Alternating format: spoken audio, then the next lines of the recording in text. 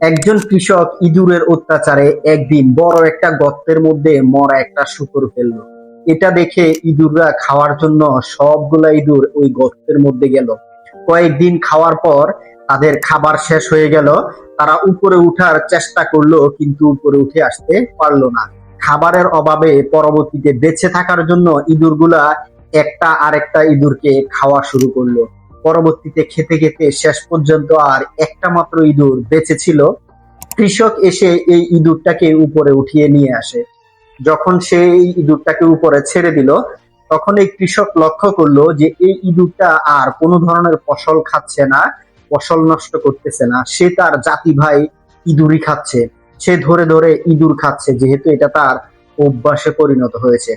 So এটাকে বলা হয় ডিভাইড ট্র্যাপ। উপরস্থ ব্যক্তিরা এমন একটা পরিবেশ সৃষ্টি করে যাতে নিচের লোকগুলা একে অন্যের পিছনে লেগে থাকে, ঝগড়াঝাটি করে। আপনি লক্ষ্য করবেন আশেপাশে যত মানুষ আছে সব সময় একজন আরেকজনের পিছনে লেগে থাকে।